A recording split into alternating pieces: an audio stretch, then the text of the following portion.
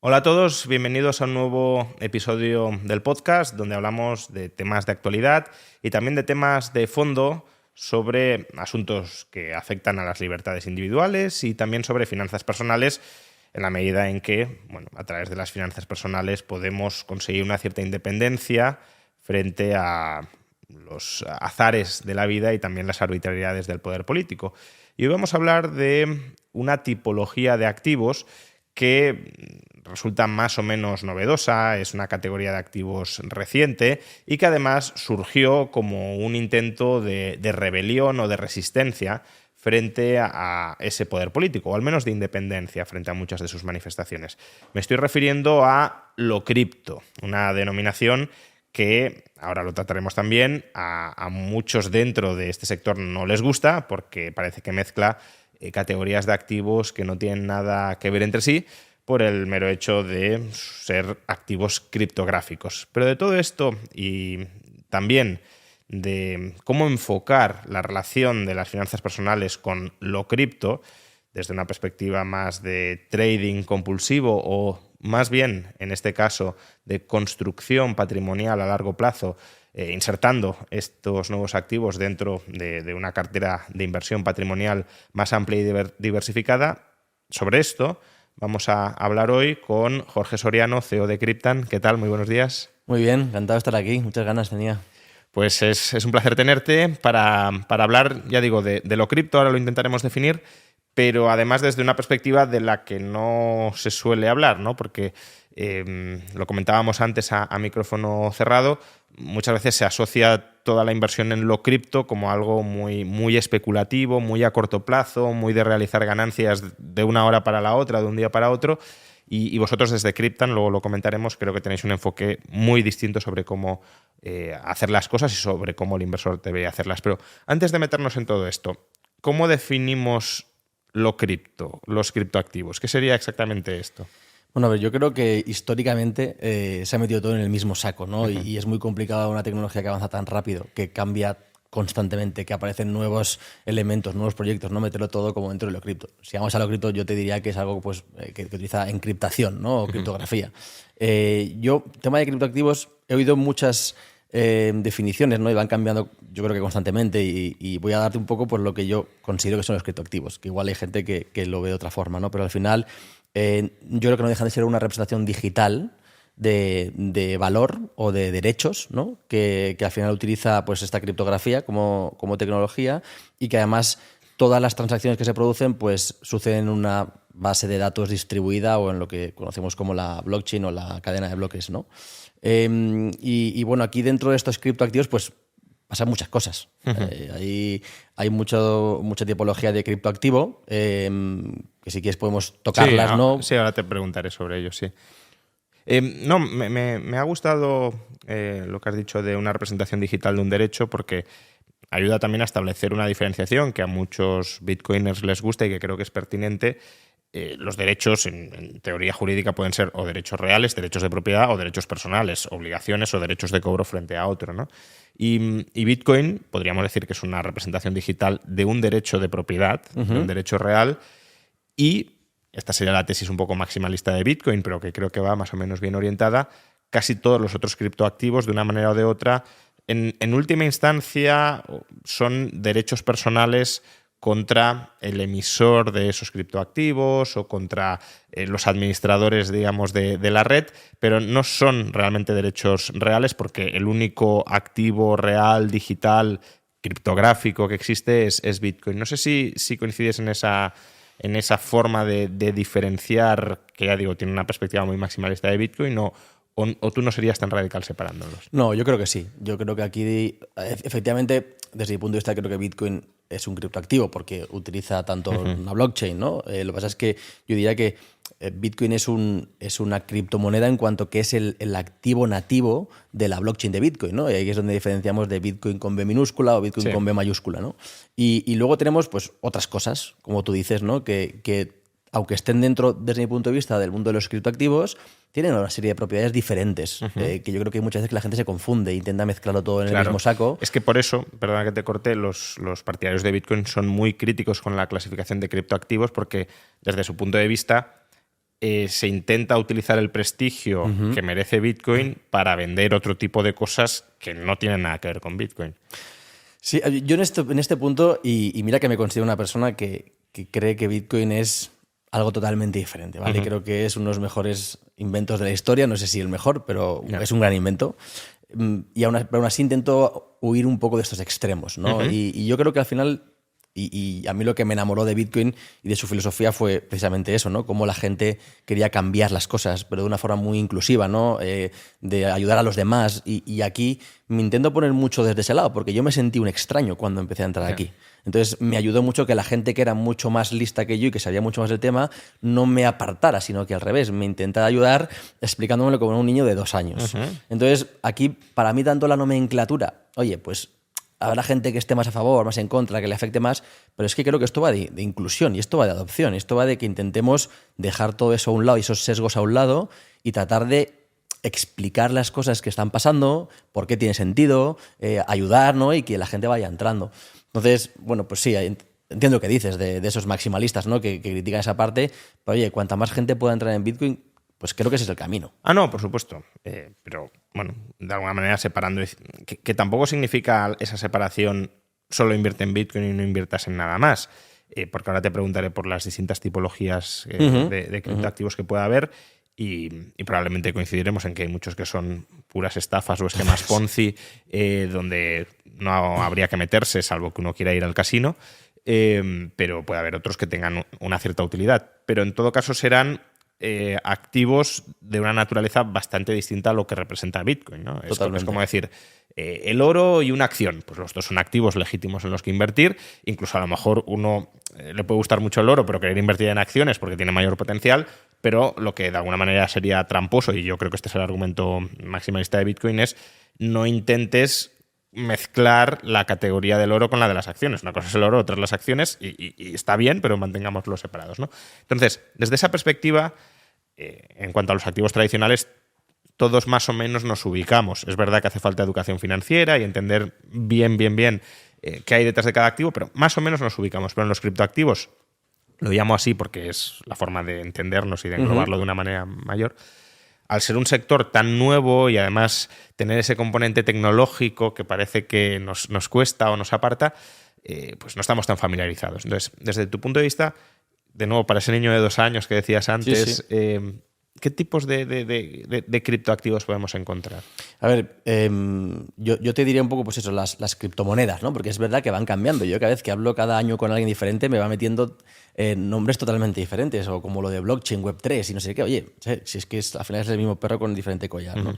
Entonces, yo te diría que las criptomonedas hablan de esos activos nativos de las diferentes blockchains, pues como puede ser Bitcoin con B minúscula, Bitcoin la blockchain, o el Ether, ¿no? De la blockchain de Ethereum.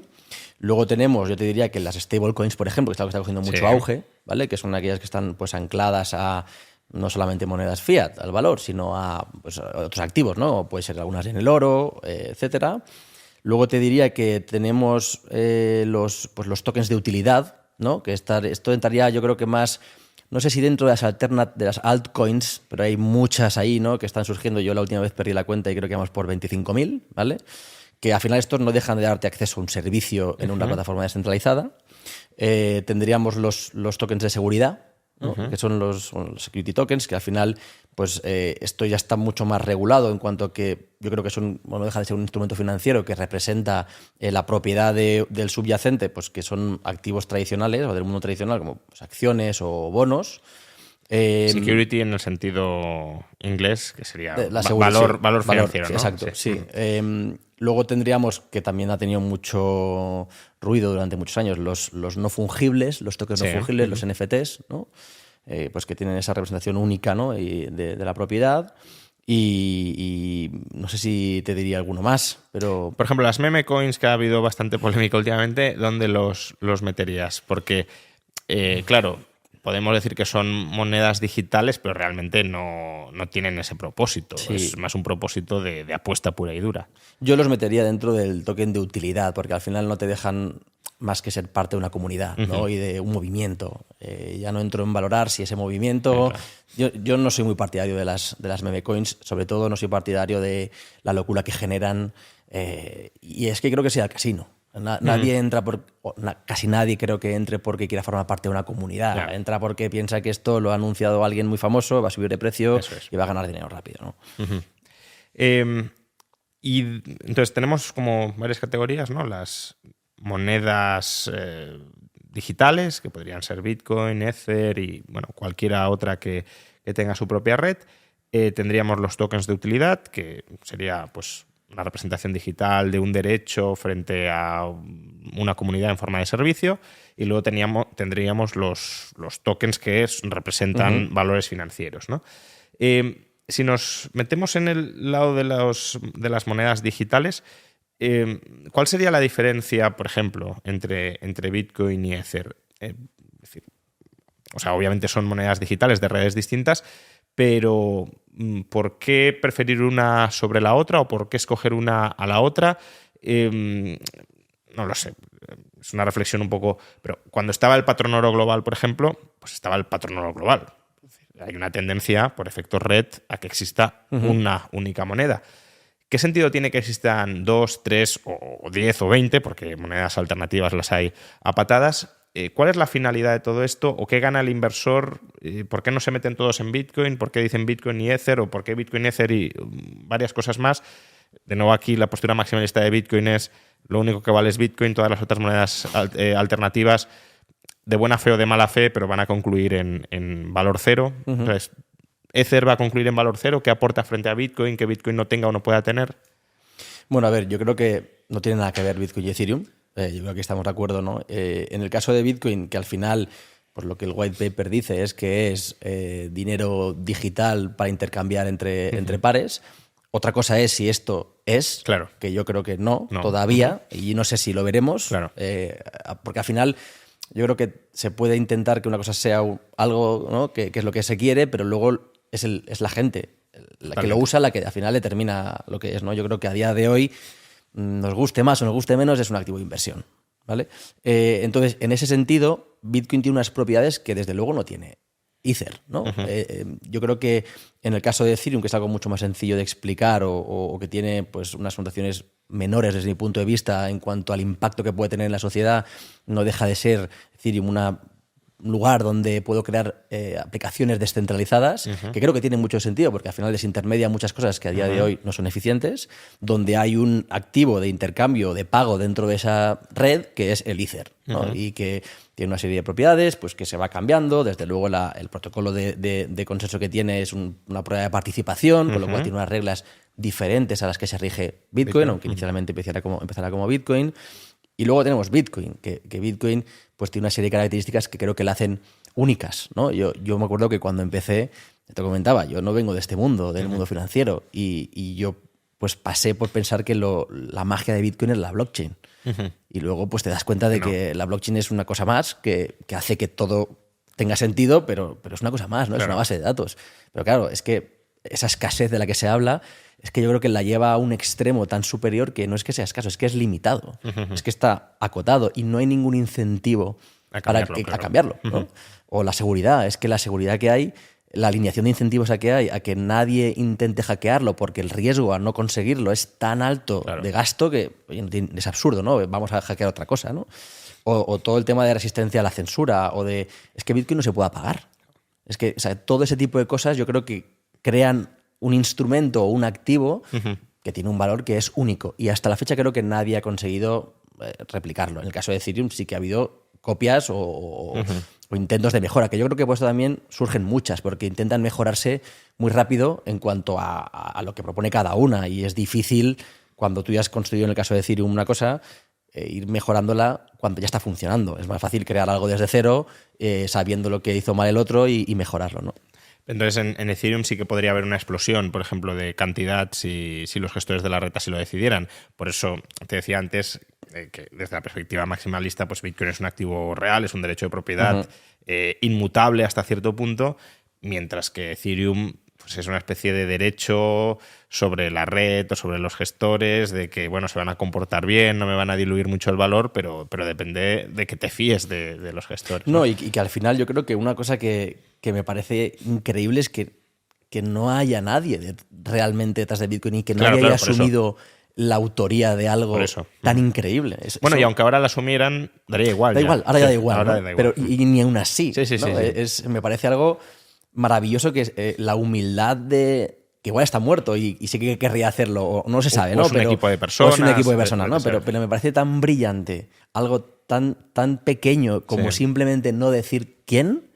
Bueno, eso ya me parece como brutal, ¿no? Las cosas más simples son las que creo que más impacto tienen. Sí, aunque visto lo que les pasa a ciertas personas que hacen este tipo de innovaciones revolucionarias, casi por seguridad personal, más vale no decirlo, ¿no? Pero entonces, vuelvo a la pregunta, ¿no? ¿Qué aporta Ethereum frente a Bitcoin?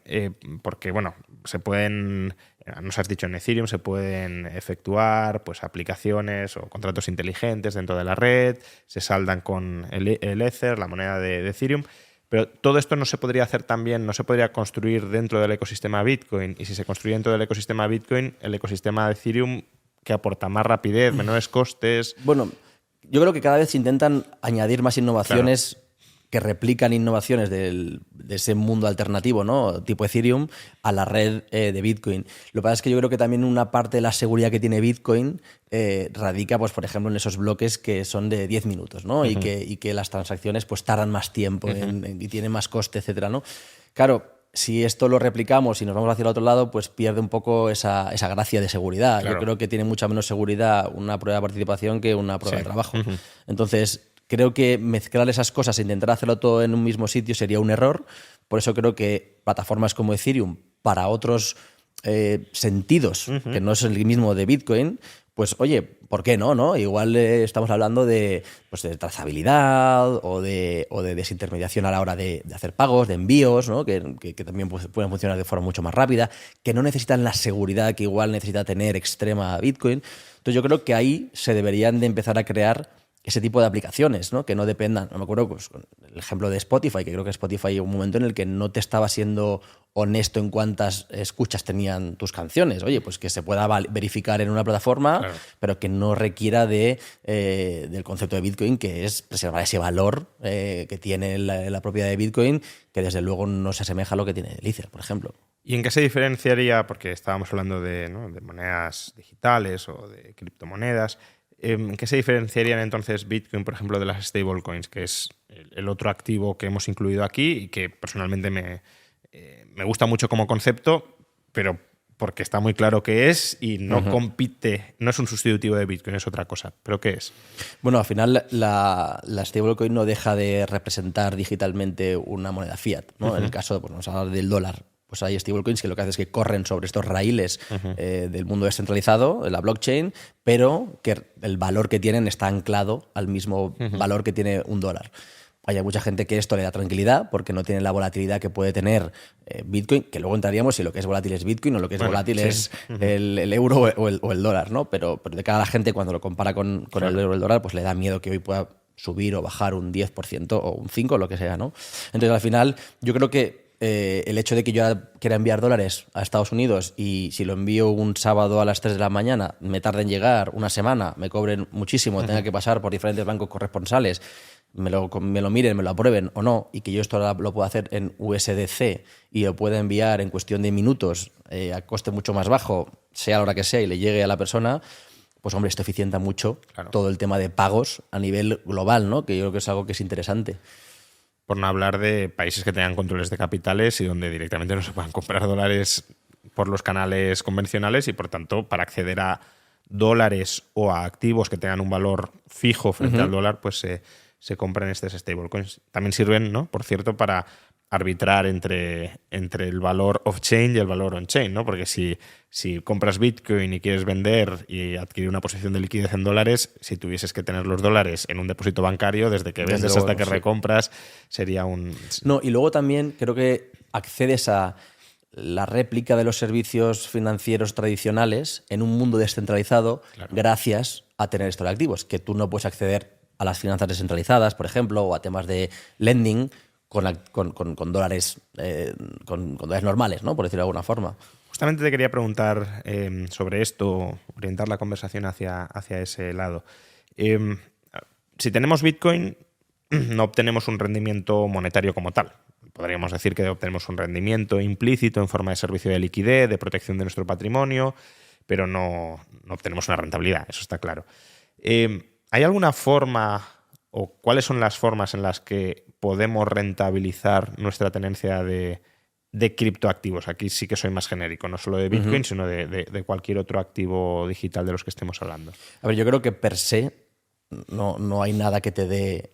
Es decir, es absurdo pensar que lo tengo guardado en una caja y está generándome una rentabilidad. Oye, toda generación de rentabilidad implica que esto hay que hacer algo con ello, invertirlo. ¿no? Invertirlo. Y eso, nos guste más o nos guste menos, implica riesgos. Claro. Y otro tema ya es cómo se mitigan esos riesgos, ¿no? Pero y tampoco creo que sea malo hablar de riesgos, que muchas veces al final a la gente es como, tiene riesgo. Bueno, pero es que tiene que haber movimiento y eso puede pasar cualquier cosa, ¿no?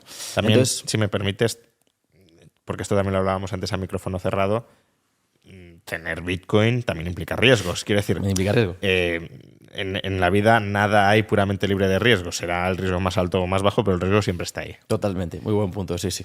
Porque que le digan a la gente que ha perdido sus claves si tenía riesgo. Exacto. O no tenía riesgo. Si te entran en casa o cualquier cosa. Bueno, o sea, que riesgos hay en todo. Pero perdona, que te he cortado. No. Es que era muy buen punto este también. Y creo que hay que...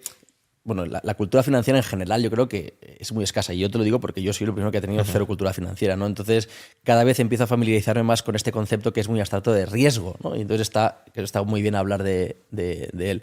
Y dicho esto, pues hay diferentes fórmulas en las que yo puedo hacer cosas con mis activos que me puedan generar una rentabilidad, ¿no? Podemos hablar del staking. El staking al final se hace en plataformas o en proyectos que tengan esa prueba de participación, lo cual yo delego mis activos a la red y me premian por ello, ¿no? Porque supuestamente cuanta más activos tenga la red, pues más segura es, porque hay más nuevos activos, entonces es más difícil de manipular, etcétera, etcétera, ¿no? O sea, por quedarnos en el staking, por lo que dices, entonces no se puede hacer staking con Bitcoin, porque el Bitcoin no sigue la prueba de participación. Y si puedes de alguna manera desarrollar exactamente, lo digo porque, claro, uno puede tener este tipo de activos con los que hacer staking, pero al final obtener una rentabilidad por ceder esos activos y volver la red más segura, es decir, ahí donde se genera la riqueza. Porque, por ejemplo, si yo le presto dinero a una empresa, está muy claro dónde se genera. Presto, la empresa invierte, si invierte genera riqueza y parte de la riqueza me la devuelve en forma de intereses o si soy accionista pues en forma de dividendos o de revalorización por la riqueza creada, etcétera. Pero en el staking exactamente ¿cuál es el origen de esa revalorización? Bueno, es una emisión de tokens. O sea, es una emisión que diluye el valor del resto de participaciones, pero lo hace, bueno, como un poco los mineros de Bitcoin, que también al validar las transacciones, bueno, al incluir nuevos bloques, posibilitan el funcionamiento de toda la red de Bitcoin y reciben una recompensa por ahí. Entonces, con el staking sería algo así como la minería. A ver, en el caso de Bitcoin, al final la cantidad de Bitcoins es 21 millones, ¿no? Y ya veremos qué pasa no sé si es 2140. Sí, la última pero de momento lo diluyen. De momento se lo diluye y es con esa parte que está muy clara de cuánto va a haber, pues se va pagando, ¿no? A los que aseguran la red. En el caso de Ethereum, hablo de memoria, pero no sé si es 1,2 millones o 1,5 millones de tokens que se emiten anualmente, ¿no? Y eso va en función un poco de cuánta cantidad de Ethers hay delegados, ¿vale? O estaqueados, para un poco ir viendo cuánto creo, cuánto no creo, para ir pagando esa recompensa por tu contribuir a... ¿Y a quién se delegan? O sea...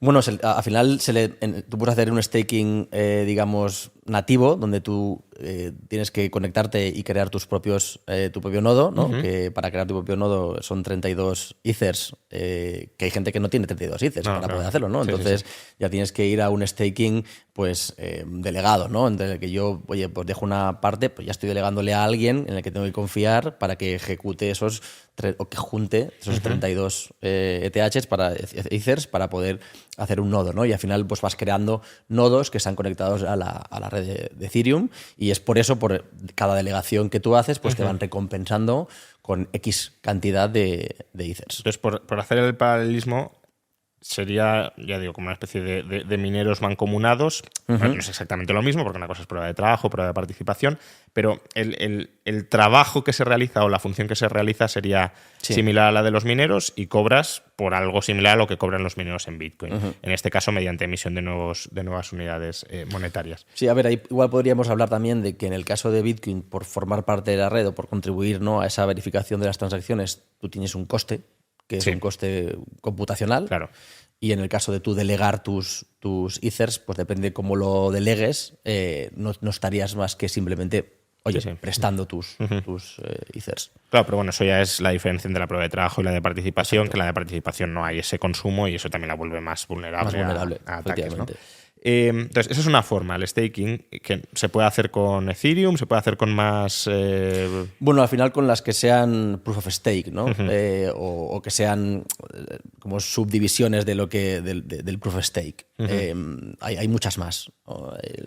Para mí lo interesante aquí es que efectivamente esto es un punto, pero toca aquello que son esas alternative coins, ¿no? Esas alternativas en las que, pues hombre, nosotros nos fijamos menos, ¿no? Yo creo que también aquí donde viene el otro ángulo que es muy interesante es todo lo que replica un poco los mercados tradicionales, ¿no?, de préstamos. Claro, eso es lo que te voy a decir. Una cosa es el staking para rentabilizar y ¿qué otras formas de rentabilizar? Pues podemos ir al mundo de las finanzas descentralizadas, ¿no?, donde al final esto es cierto que aquí es el salvaje oeste todavía un poco, ¿no?, para bien o para mal, pero donde yo puedo prestar activos para que, pues, un exchange descentralizado pueda tener liquidez y donde cuando se ejecute una compra o una venta no haya un deslizamiento porque no hay liquidez, por ejemplo, ¿no? O yo puedo prestar a lo que tú decías. Antes es muy sencillo. Oye, yo presto a una empresa, yo sé que la empresa va a invertirlo y va a generar más, va a mejorar, ¿no?, su producción o lo que sea, entonces me va a devolver. Esto lo hacemos nosotros mucho. Al final hay mucha demanda de liquidez de stablecoins porque la realidad es que la gente que está en esta industria, la gran mayoría es gente que todavía, pues, sabe mucho. No han entrado la gente que todavía está de nuevas, ¿no? Y esa gente, si ya sabe, no quiere prestar sus stablecoins, lo que quiere es hacer cosas con ellas, ¿no? Entonces hay una demanda muy grande por parte de proveedores de liquidez, por parte de mineros, que al final ellos tienen que pagar salarios normalmente en dólares, ¿no?, o en euros, o tienen que pagar equipos y tienen que pagar así, con lo cual necesitan de esa liquidez para no probablemente desprenderse de sus bitcoins, ¿no? Con lo cual ahí entra en juego ese concepto de lending, donde yo presto, ¿no?, a estos proveedores, y lo interesante aquí es que ellos me dejan el colateral.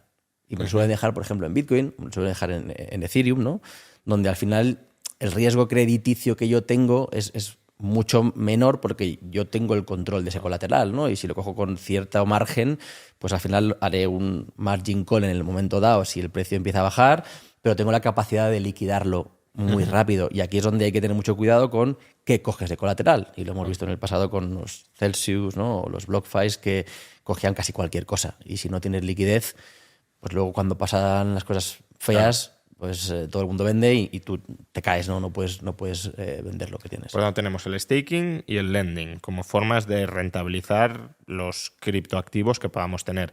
El lending, has dicho que se hace con stablecoins, ¿se podría hacer también con Bitcoin? ¿Se podría hacer con Ethereum? Sí, también se puede hacer. Al final ahí tienes el problema de la volatilidad que puede tener, ¿no? Claro.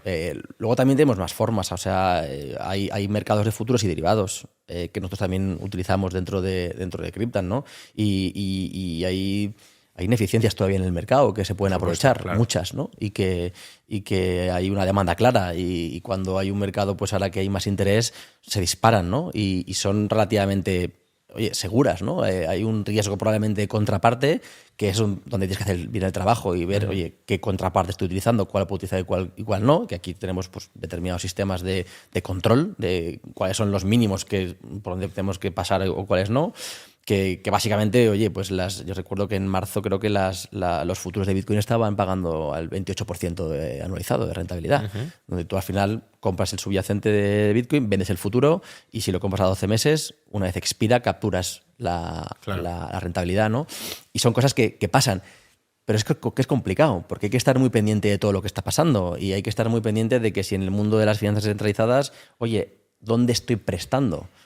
Lo que hay dentro, dónde se está prestando a su vez. Claro. Este se llama de una forma y este se llama de otra, pero están interconectados, porque igual pienso que no, sí que lo están, y si este colapsa, El otro también, claro, es sí, como un dominó, ¿no? Y ese es un poco el problema que tiene en este mundo, que no quita para saber que hay oportunidades muy interesantes. O sea, esos serían los riesgos, ¿no?, de meterse en estas formas de rentabilizar los activos. Al final, el riesgo de contraparte que existe en cualquier otra parte del sistema financiero. Vosotros en Cryptan, ¿qué servicios de todos estos ofrecéis? ¿Todos ellos? ¿Os centráis más en algunos? Bueno, nosotros en Cryptan hemos ido evolucionando mucho, Claro. Y hemos cometido muchos errores de pensar que nosotros sabíamos cómo iba a ir la adopción, y hemos ido añadiendo funcionalidades que luego han desaparecido, y nos hemos dado cuenta de que al final lo que hay que hacer es qué quiere el cliente, ¿no? Uh-huh. Qué quiere la gran mayoría para poder ofrecer algo que resuelva ese problema, ¿no? Y aquí, pues con todo lo que hemos estado hablando, es que es muy complicado. Y al final nosotros pues intentamos centrarnos en sencillez, regulación y selección, ¿no? Entonces, dentro de la sencillez es hacer algo que funcione muy fácil, que funcione muy bien, que sea muy agradable de usar, ¿no? Porque al final yo creo que tenemos muchas cosas en la cabeza, muchos problemas, y lo que no queremos es complicarnos la vida, ¿vale? Hay opciones, o sea, lo bueno es que puedes elegir, ¿no? Pues nosotros vamos a la opción de ponértelo fácil, ¿no? La segunda parte, regulación, que nos guste más o nos guste menos, pues creo que da confianza. Luego, si quieres, podemos entrar a cómo está de la regulación, que también eso es otro melón que hay que abrir. Y luego la parte de selección.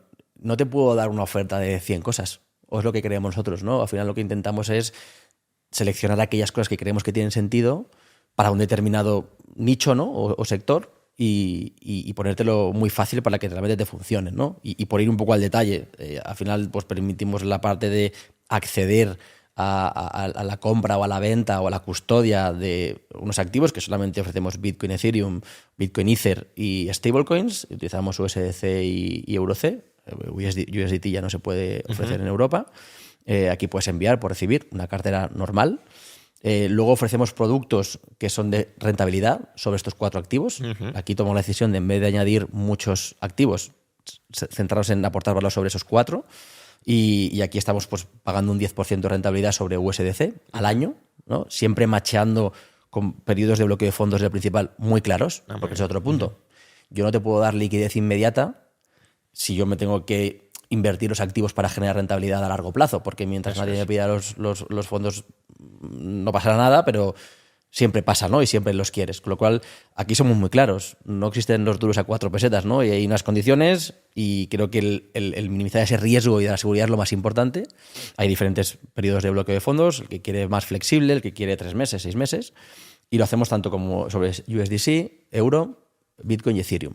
Para aquellos que son un poco más creyentes de Bitcoin y Ethereum, aunque tenga más volatilidad, y los ponen a generar un extra, o aquellos que no están preparados todavía y empiezan por algo que controlan más, que es el dólar o el euro, ¿no? Y curiosamente mucha gente lo que hace es que porque la rentabilidad las pagamos semanalmente, la rentabilidad proporcional.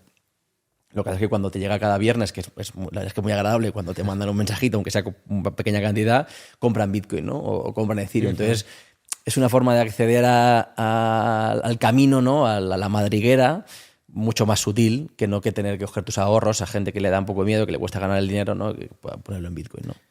Me gusta mucho que, esto es una valoración personal, pero no, que machéis plazos de financiación con plazos de inversión, porque, bueno, de hecho uno de mis caballos de batalla contra la banca tradicional es que no lo hace, y no lo hace porque tiene el Banco Central detrás, obviamente, no porque pueda no hacerlo.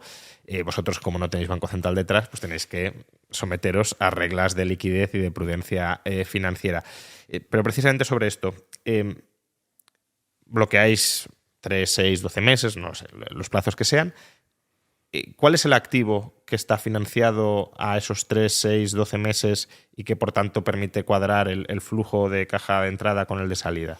Mira, aquí nosotros dentro de Cryptan tenemos las dos opciones, ¿vale? La de, oye, yo compro Bitcoin y lo quiero custodiar con Cryptan, pero no quiero hacer nada con mi Bitcoin. Sí. Nosotros utilizamos un custodio fiduciario, segregamos los fondos, nosotros tenemos licencia para custodiar, pero dormimos más tranquilos segregándolo de la operativa.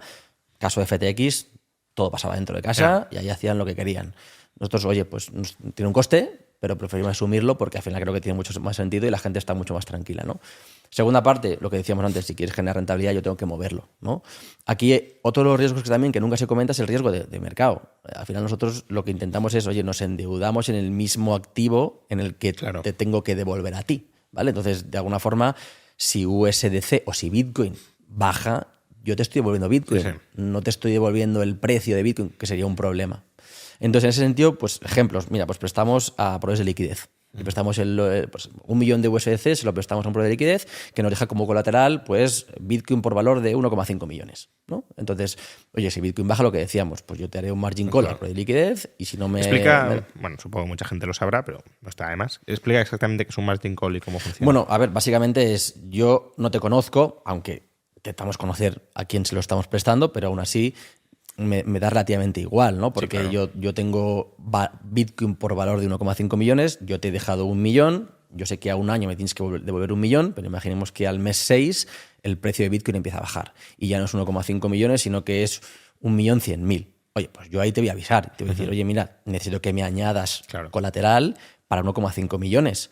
O si el precio de Bitcoin sube, te puedo decir, oye, si quieres sacar un poco más, no pasa nada porque estamos en los márgenes que tocan. Si esto llega a 1.050.000, por ponerte un ejemplo, yo te diré, tienes 24 horas para añadir más colateral. Si baja un poquito más, voy a vender los Bitcoins que tengo. Con lo cual, voy a sacar los USDCs por valor un poquito más de lo que yo te he prestado, ya no me lo tienes que devolver y luego haremos cuentas de cuánto te debo, cuánto no te debo, ¿no? Esto es un poco el margin call o la llamada Sí. de aporta margen o llamada de aporta- margen, sí, sí. exacto.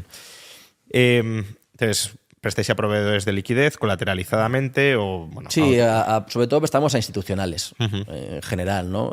Un poco al final tratamos de ir a empresas o entidades que ya tienen cierta reputación, o que cotizan o que tienen cierta solvencia para no ir a cualquier sitio.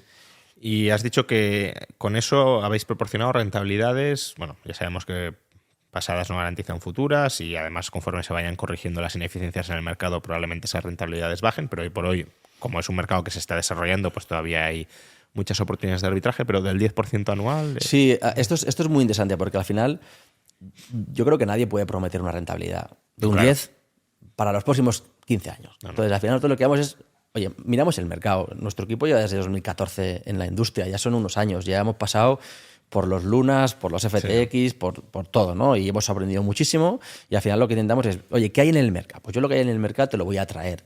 Siempre dentro de unos márgenes. Yo no quiero darte la mayor rentabilidad del mercado. O sea, yo al final intento competir con lo que te puede dar un banco normal, darte un extra y que te merezca la pena venirte con nosotros, ¿no? Pero no te voy a hacer rico, como aquel que dice, con la rentabilidad que te doy.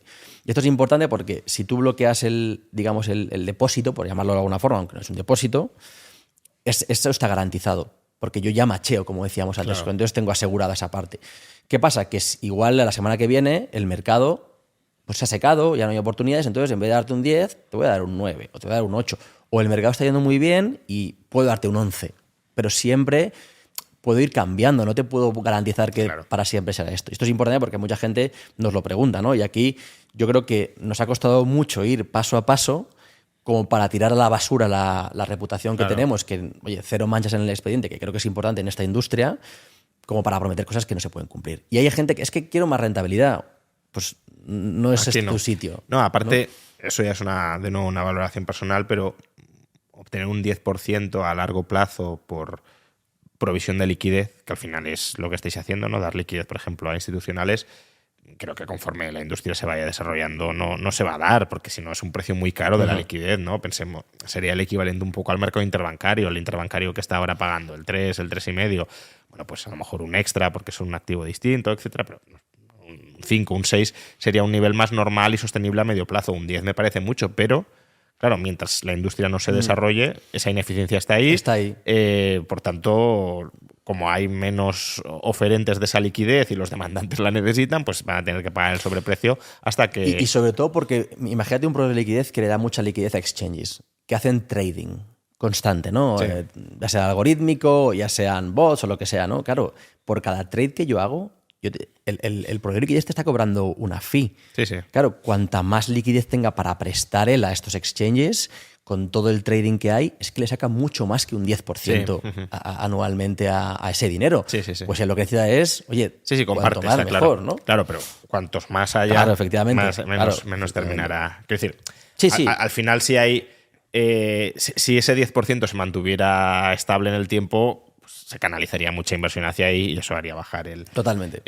Totalmente. Salvo que el riesgo sea muy alto, pero por lo que estás diciendo, obviamente existen riesgos, y ahora te pregunto por esos riesgos más explícitamente, pero bueno, si es un riesgo colateralizado, o sea, si es una operación sobrecolateralizada y demás, es verdad que salvo, no sé, un desplome catastrófico de la industria, es que puede pasar. Quiero decir, yo la gente digo, sí. oye, Bitcoin puede irse a cero, como puede irse a cero, no sé, todo puede pasar. Sí. Ahora, pues estamos ya en un punto en el que pues, consideramos que tener Bitcoin como colateral es suficientemente líquido, es suficientemente seguro como para que esto no pase.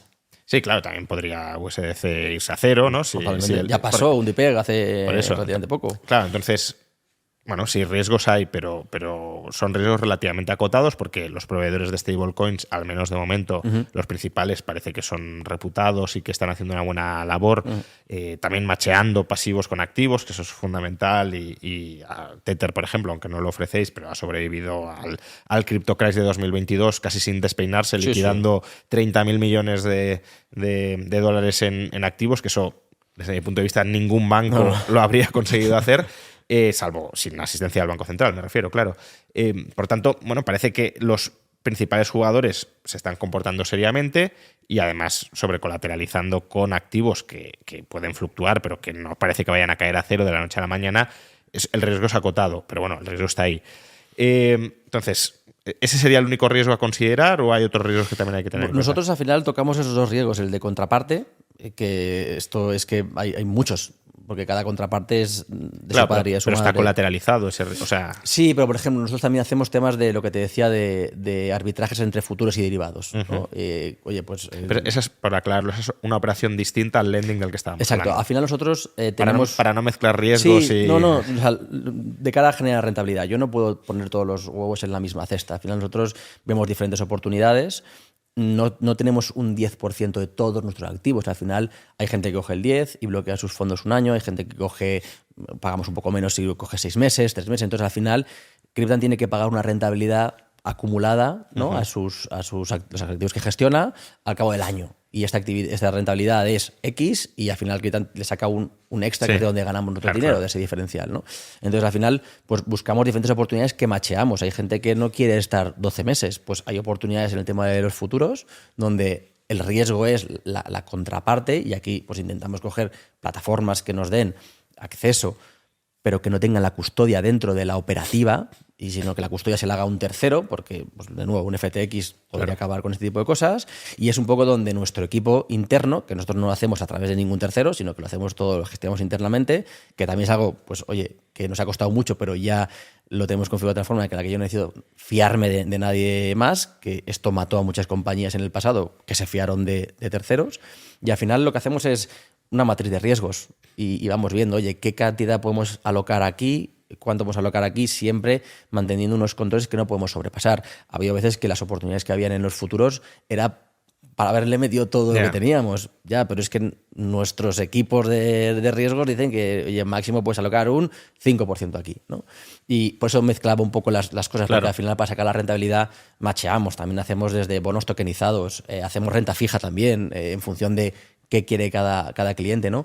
Y al final tendemos a ir, yo creo que el mercado o la regulación está limpiando mucho y están surgiendo proyectos súper interesantes regulados que dan rentabilidades muy buenas, que al final nosotros, como tenemos mucho volumen, eficientamos más también la relación con estos proveedores, ¿no? Y el objetivo es un poco es ir capturando ese tipo de elementos para poder llevarlos hacia el cliente que no quiere volverse loco pues en un DeFi o en hacerlo por su cuenta. Entonces, tal como describes el modelo de negocio, la propuesta de valor de Cryptan, casi no es eso, pero casi es una especie de fondo de inversión cripto, porque desde fuera uno podría decir, bueno, es un exchange, pero bueno, un exchange es más bien una especie de broker de, oye, quiero comprar esto y te tramito la orden de compra. Pero vosotros captáis financiación vía los 4 activos que has mencionado y ofrecéis una rentabilidad sobre esa financiación haciendo una gestión de la financiación que habéis recibido. Sí, mezclamos también un poco la parte de broker. Es verdad que a mí me gusta decir que dentro del exchange hay mucha gente que entra a un exchange, yo que sé, me pongo el ejemplo de mi madre y se pierde, no sabe qué comprar, ¿no? Claro. Pues oye, intento ponerte aquello que creo que tiene sentido, porque aunque yo no te obligue a comprar la criptomoneda, el meme coin de Trump, te lo he puesto ahí muy fácil de acceder. Si baja, me vas a... Eso en otros exchanges. O sea, claro. Claro, lo digo que no te lo pongo porque si luego eso se va a cero, aunque yo no te haya obligado a comprarlo, tú vas a decir, hombre, no me has obligado, pero me lo has puesto casi que me he despistado y he hecho clic y lo he comprado, ¿no? Sí. Entonces, oye, pues por eso solamente ofrecemos Bitcoin y Ethereum en cuanto a que confiamos que esto va a seguir existiendo dentro de muchos años, ¿no? Y esa parte broker la ofrecemos porque también entendemos que dentro de ese concepto de inversión creo que todo el mundo debería tener exposición a Bitcoin de alguna forma. Yeah. Entonces, el que quiere comprarlo a través de Cryptank, que pues hacemos muy fácil toda la parte de on-ramp, ¿no? de entrada de dinero a un banco, utilizamos BBVA, que, oye, en el pasado, si tú has entrado hace tiempo, pues sabías que era muy complicado enviar dinero y tardaba en llegar, y había veces que tirabas una semana sin que te llegara y lo pasabas fatal porque decías, oye, ¿dónde está mi dinero? Está en un limbo, ¿no? O los bancos me bloquean el poder sacar o poder meter. Pues hombre, ya llega un momento en el que nosotros ya hemos solventado ese problema, enviar el dinero tarda, yo hice ayer una prueba, 90 segundos, pues es muy agradable, retirarlo, no tengo ningún problema para retirarlo, y eso facilita mucho la entrada de gente en el ecosistema, ¿no? Que luego te lo quieres enviar a otra plataforma para comprar otro token más raro, maravilloso. O te lo quieres enviar a tu Ledger porque hace autocustodia, maravilloso. O sea, yo estaría encantado de que Cryptank en el día de mañana no fuera un custodio, porque para mí es un dolor de cabeza. Pero es verdad que no es vuestro modelo de negocio. No es mi modelo de negocio. A mí tiene un coste, es una responsabilidad, requiere más tecnología, más infraestructura, etcétera. Y oye, es que al final ojalá acabemos en ese punto que antes lo comentamos. No sé si lo veremos, pero bueno. Entonces, esa es una vertical porque yo considero que tener Bitcoin es algo que es importante dentro de tu protección de la riqueza, pues te doy el acceso, ¿no? Pero además te doy el acceso a que tú puedas hacer otro tipo de cosas como generar rentabilidad sobre dólar, o sobre USDC, ¿no? O sobre EURC, o sobre Bitcoin también. Hay gente que viene y, oye, tengo mi Bitcoin, le quiero sacar un poco de rentabilidad, yo te lo doy, ¿no? Estamos sacando ahora unos productos de lending, digamos, al revés, en el sentido de que, oye, tú tienes Bitcoin y necesitas euros porque quieres comprarte una casa y quieres diversificar. Pues esto vas a poder hacerlo, y te doy a dar euros, no te voy a dar stablecoin, porque todavía no se pueden comprar casas de forma sencilla. O sea, una especie de hipoteca respaldada por Bitcoin.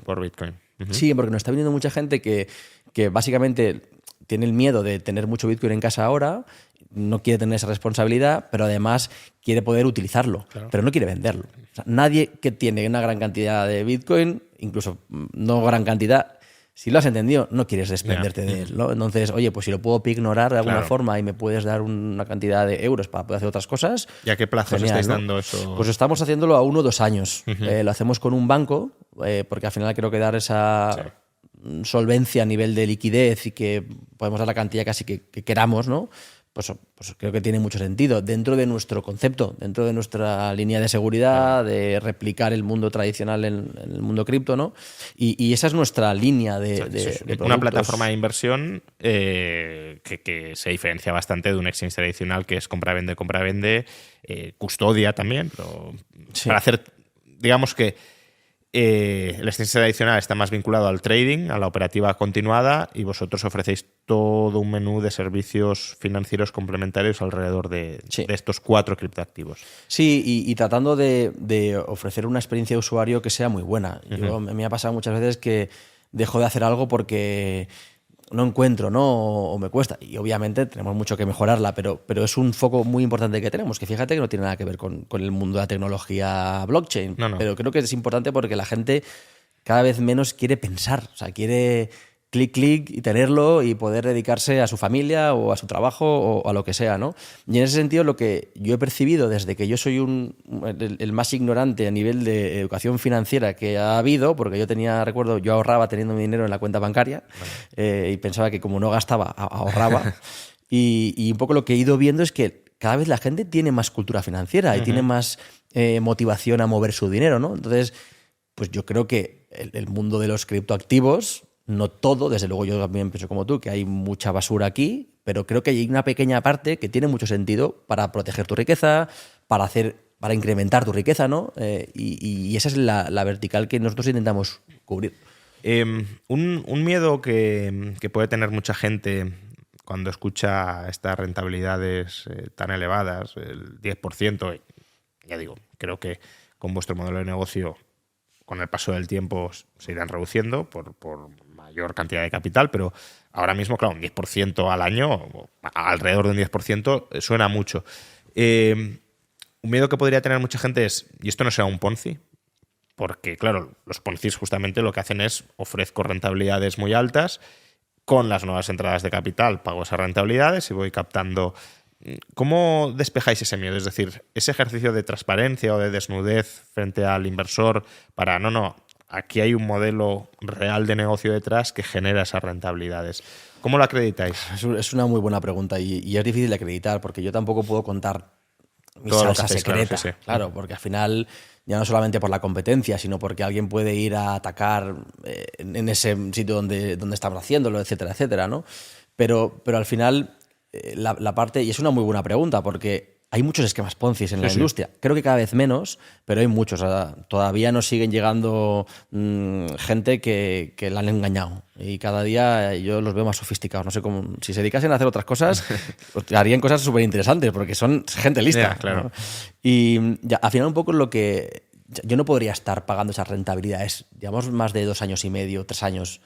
Manteniendo este ritmo. Estamos gestionando ya una cantidad importante de capital en Cryptan. No tiene ningún sentido. Bueno, estamos regulados en Banco de España. Ahora con Mica ya estamos en trámites. Es un chiringuito que surja. O sea, quiero decir, no acabamos de salir. Es complicado y lo entiendo el que yo te pueda enseñar de forma muy transparente cómo lo estoy haciendo, claro. ¿no? Aquí yo recuerdo que en sus inicios, pues una de las vías, cuando no había ni el registro en Banco de España, ni el VASP, ni nada de esto, pues nosotros decidimos meter en nuestro cap table a gente como muy reputada, ¿no? Que dices, un poco por asociación, pues esta persona ha decidido invertir y públicamente decir que está respaldando un proyecto, bueno, pues esta persona tiene mucho que perder si públicamente sale que nosotros somos una estafa. Llevamos ya de 2018.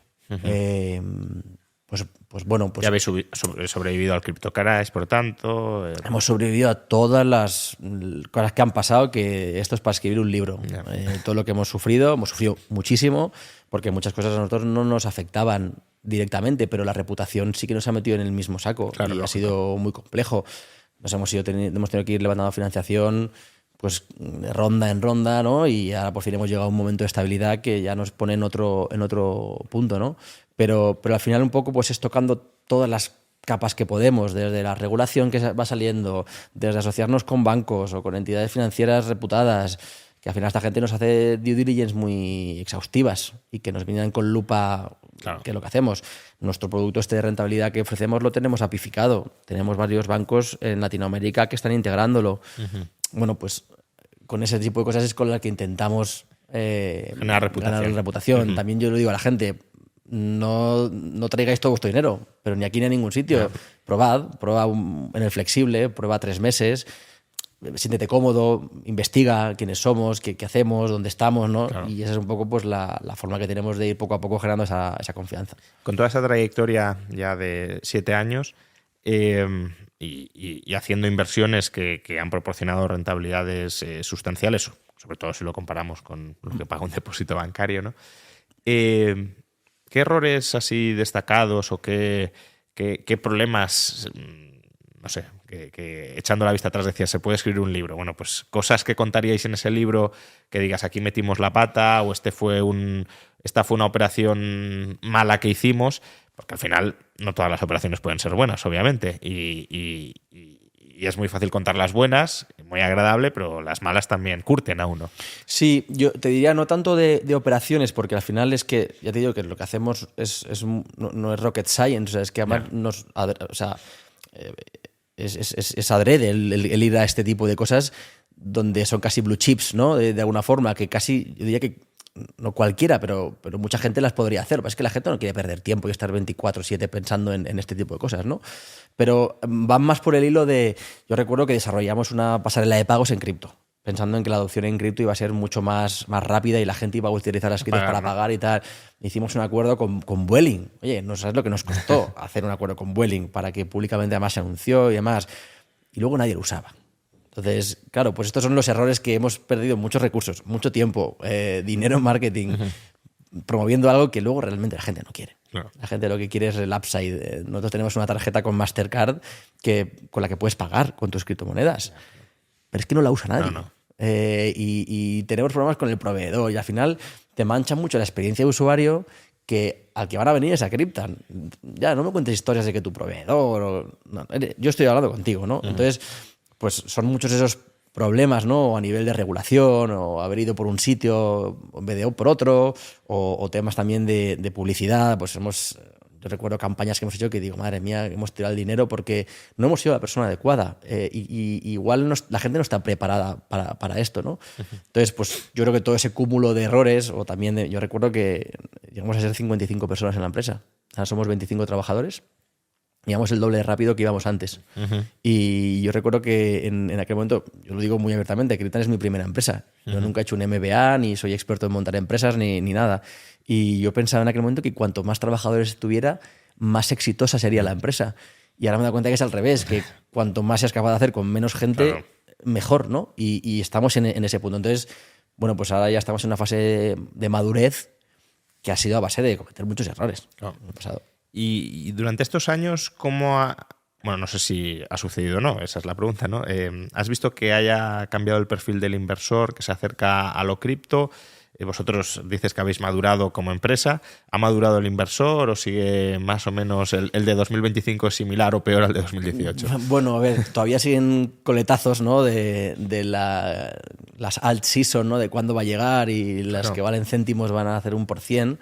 Yo creo que ha madurado muchísimo el inversor. Yo recuerdo en 2000 el mercado alcista de 2017, ¿no? Luego el 2021, el 2016 con las ICOs, donde aquello era una locura y la gente sí que era especulación pura.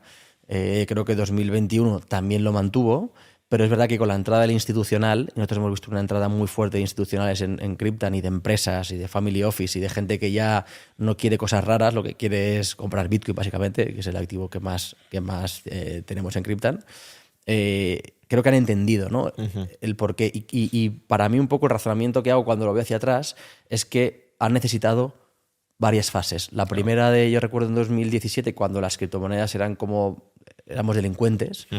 2021 todo el mundo hablaba de Bitcoin. Sí. En los periódicos más tradicionales se hablaba casi todas las semanas, pero muy poca gente entró, y ahora es cuando han dicho, esto ya ha pasado anteriormente, esto ya no es lo que decían en 2017, es un momento de entrar y quiero entrar por aquí. Vemos nuestra tipología de usuario, el 65% creo que tiene entre 35 y 55 años. Ya es una persona que creo que tiene 2 dedos de frente. No quiere decir que la gente más joven no lo tenga, pero bueno, ya tiene más experiencia, tiene más recursos, ha ahorrado, ha movido su dinero, ha hecho cosas. Y es la que más nos está viniendo. Y nos viene con ticket, nuestro ticket medio es 10 veces más alto que el ticket estándar de inversión en España.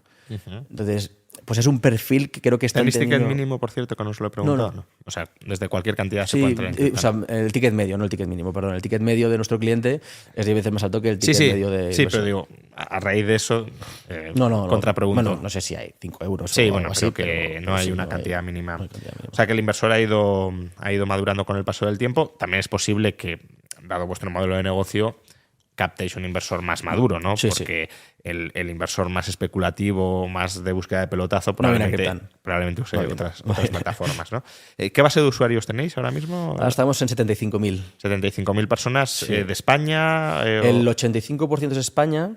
Creo que tenemos un 10% de Latinoamérica y el otro 5% es de Europa. ¿Y se puede acceder desde cualquier país? ¿Hay restricciones? Sí, nosotros tenemos tanto aplicación como versión de ordenador.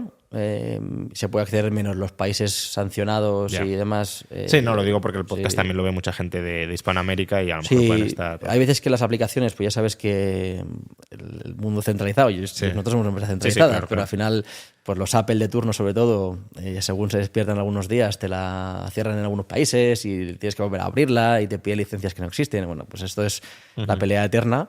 Pero si no, desde la versión de ordenador puedes acceder desde cualquier parte del mundo y lo puedes hacer. Sí que es verdad que nosotros, pues en España, al tener la licencia, pues podemos hacer marketing activo. Ahora, hasta que no tengamos MiCA, en Europa no podemos, con lo cual un poco nos viene gente casi de rebote, ¿no? No podemos ir a ningún país que no sea España donde poder anunciar lo que hacemos de forma directa.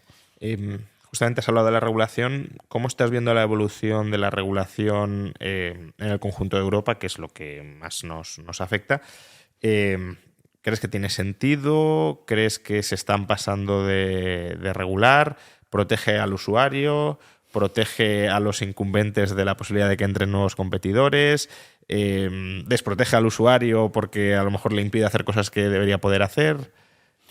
Mire, yo creo que, a ver, lo primero es que la regulación creo que ayuda a la adopción, en cuanto que hay mucha gente que confía en la regulación y la realidad es que la adopción en cripto todavía es muy baja. Somos 4 locos, como aquel que dice, los que nos hemos atrevido a entrar y para que entren la gran mayoría necesita esa parte de confianza. Dicho esto, yo creo que la regulación europea se ha hecho para los bancos y el ejemplo más claro creo que son las stablecoins. Te obliga MiCA o si eres una stablecoin, a tener el 60% de tus reservas en bancos europeos. Oye, no sé, ¿por qué haces esto? ¿No? Creo que Tether se ha salido. Yo ya no entro en si Estados Unidos le hizo hace tiempo una investigación, encontró cosas que, oye, pues igual hay que tratar de que vaya más o que sea más auditado, o que pruebe sus reservas, que creo que sería lo lógico para una empresa que tiene el impacto que tiene en la industria, pero más allá de eso, te has quitado a un player que es increíble, macho, que te va a traer mucha liquidez al mercado y que te la estás llevando fuera y ya no se puede, ¿no? A USDC, a Circle, lo estás minando porque le estás obligando a reducir y a traer aquí más y entonces ya no puede. Al final lo que es líquido es USDC, que está fuera. Aquí en Europa, nos guste más, nos guste menos, tenemos el euro. Entonces, yo creo que no se está haciendo con el objetivo de construir como en otros países. Y eso a mí me da miedo, porque al final los de al lado van a toda pastilla. Y la innovación en otros sitios va mucho más rápida. No sé qué va a pasar con la regulación en Estados Unidos. Trump promete que va a hacerla mucho más pro cripto. Ya veremos por dónde salen. Pero desde luego, ¿creo que es necesaria para la adopción? Sí. Pero todavía seguimos con muchas incertidumbres. Ahora se está planteando desde ESMA, que es el regulador europeo, que si no eres una entidad de pagos, creo que es, no vas a poder enviar y recibir USDCs. Claro, si yo ahora tengo que sacarme una entidad de pagos, me va a tirar 2 años o compro una. Esto es absurdo si tengo 12 meses para tener MiCA. Entonces, esta serie de cosas al final dices, oye, no entiendo nada, porque no lo habéis dicho hace 12 meses, si MiCA entró en vigor el 1 de enero. Este tipo de cosas que creo que no están pensadas en fomentar la innovación, el crecimiento, la desintermediación y que al final se muevan más las cosas. Es para proteger a la industria bancaria prácticamente, ¿no? Frente a la competencia de nuevos modelos de, en este caso el vuestro, por ejemplo, de financiación e intermediación que compiten con los bancos. Ya para ir terminando, dos últimas preguntas. Una respecto al usuario, ¿no? Has dicho que ha ido madurando y que es en términos promedios un inversor pues ya con más cabeza y que sabe lo que quiere y que sabe lo que busca. Pero bueno, también habrá mucha gente que nos esté viendo y que a lo mejor muchas de las cosas que has dicho le han sonado bien, pero que no está muy familiarizado con el tema cripto. Ve que es un nicho de mercado, de inversión, que a lo mejor le convendría explotar, pero nunca ha tratado con nada cripto, no entiende además muy bien la diferencia entre Bitcoin, Ethereum, USDC, todo esto. ¿Qué le recomendarías a ese inversor que sienta curiosidad, que quiera acercarse a lo cripto o a los servicios de inversión en cripto que ofrece Cryptan? ¿Cuáles serían los pasos más o menos a seguir? A ver, nosotros por regulación no podemos dar consejo de inversión. Mucha gente nos pregunta. Nosotros tenemos una vertical que es un poco más de wealth para gente que tiene importes más altos y tratamos de ayudarles. Nunca podemos recomendar inversión. Pero yo diría que una cosa que creo que es muy sensata es ir comprando periódicamente. Yo creo que Bitcoin es algo que... Y pequeñas cantidades, si hablamos de gente que no se ha metido mucha. Totalmente. Algo semanalmente o algo mensualmente. Yo creo que algo que no hay que hacer es mirar el precio. Es más un tema de creerte en la propuesta de valor e ir acumulando, porque es imposible comprar. A mí me hace mucha gracia cuando mi madre me dice, no, porque va a bajar. Digo, mamá, pero ¿en qué te basas en que va a bajar? No tienes ni idea, ¿no? Entonces, para mí ese dollar cost average, ese DCA, creo que tiene sentido. Nosotros en Cryptan puedes comprar de forma periódica automatizada, con lo cual te olvidas. Pero igual que digo que no debería de traerse nadie todo su dinero ni a Cryptan ni a ningún sitio, o ni a Bitcoin, porque entiendo que la gente pues tiene esas reticencias, pero también creo que no puedes no tener exposición. Entonces yo lo que diría es que todo el mundo debe de empezar a entrar, porque muchas veces no te metes a entenderlo hasta que no tienes skin in the game, ¿no? Claro. Y te has puesto algo de dinerito, que entonces ya te preocupa. te preocupa, informas, ¿no? claro. Y eso te obliga a informarte, a entenderlo, a cuestionarte, ¿no? Y creo que eso es el primer paso que todo el mundo debería de hacer. Claro, pero ese es un paso para invertir en propiamente Bitcoin o Ethereum, pero por lo que he entendido al menos, a través de Cryptan uno podría ver una especie de, no un depósito, porque no es un depósito, pero una especie de rentabilidad sobre liquidez similar a una imposición a plazo fijo, ¿no?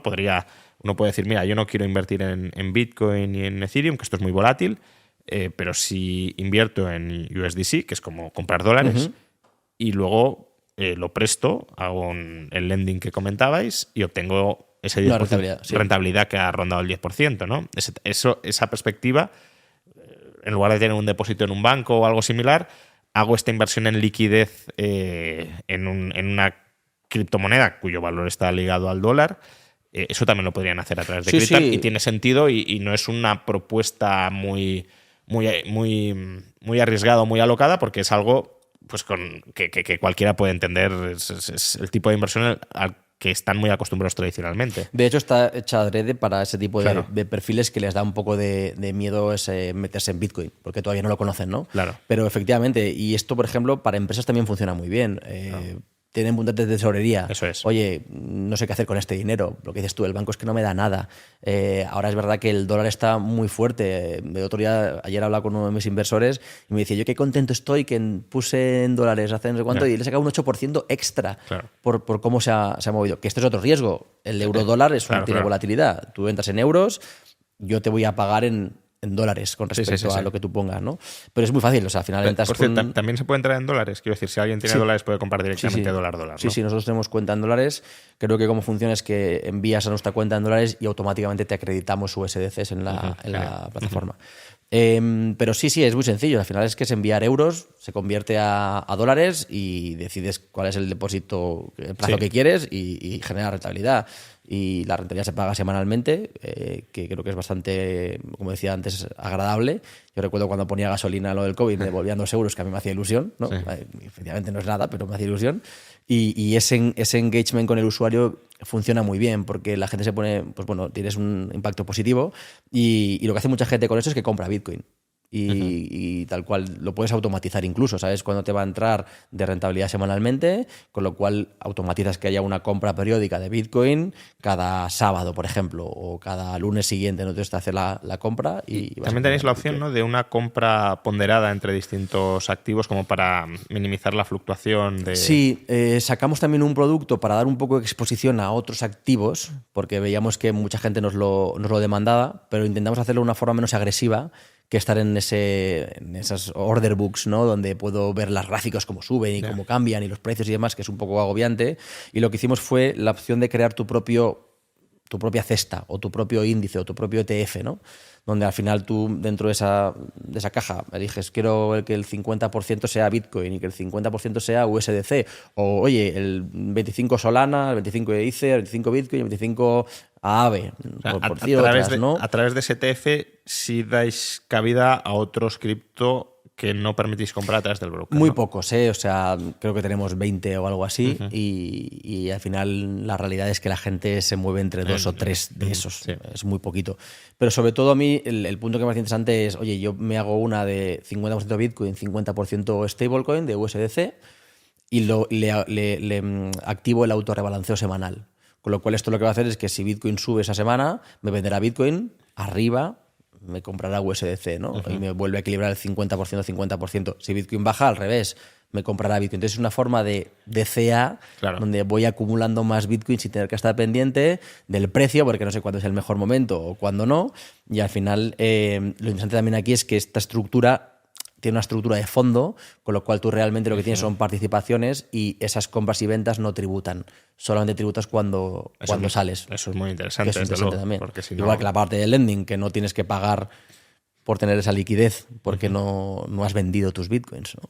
O sea, en toda la parte de inversión y de rentabilidad que proporcionáis, hasta que no se rescata, no se pagan impuestos. Eso también es una parte importante e interesante para el inversor. Sí, y luego también la parte de impuestos es otra parte importante, que es un dolor de cabeza, que a la gente cuando llega el momento de presentar la declaración se le hace un mundo encima, ¿no? Y ahí también pues damos todo lo que es el archivo con todos los movimientos, ¿no? De first in, first out, etcétera, que has hecho, y trabajamos con varios proveedores para que puedas obtener de forma muy sencilla lo que tienes que pagar o lo que no tienes que pagar, ¿no? Y ya para terminar, tenéis 7 años de historia, has dicho que habéis cambiado, habéis hecho muchas iteraciones, ¿no?, en el modelo de negocio, algunas propuestas de valor pues no eran demandadas y las habéis descartado, otras sí y las habéis potenciado. A una década vista, ¿no?, que es un plazo muy largo, es más del doble de lo que habéis vivido hasta ahora, o sea que es difícil de ubicarse, pero ¿en qué direcciones os gustaría ir? ¿Qué nuevas propuestas de valor os gustaría explorar de cara al usuario? Porque entiendo que no os vais a quedar en esto, sino que estáis pensando en nuevos formatos. Sí. Yo creo que el camino al que vamos es, de nuevo, enfocarnos en ese concepto de inversión o de protección de la riqueza. Siempre un poco el objetivo es hacerlo a través de la tecnología blockchain, cripto, Web3, llámale como quieras, ¿no?, descentralizada. Siempre no podemos salirnos de ahí. Si no tiene algo de esa tecnología, pues no lo haremos. Pero todo lo que vaya muy hacia huir del gambling, o huir del casino, o huir de la especulación agresiva, que yo no estoy en contra de ella, pero que creo que para el perfil al que nosotros vamos no le interesa que todo su dinero esté ahí.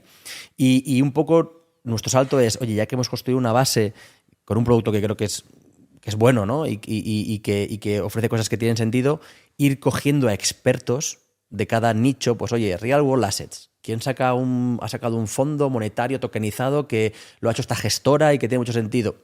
Te lo acerco, ¿no? Ya no solamente a hacerlo nosotros, sino a buscar a aquellos expertos que lo hagan muy bien, que estén regulados y traerlo, ¿no? Tipo marketplace, donde tú puedas acceder a diferentes cosas, productos financieros que tenga sentido. Y creo que esto ahora, en ese siguiente salto, tiene sentido porque tú no vas a querer tener 20 aplicaciones donde tengas una cosa, luego la otra. Al final estás cansado. Igual lo pruebas y al final acabas yendo, ¿no?, a una sola cosa.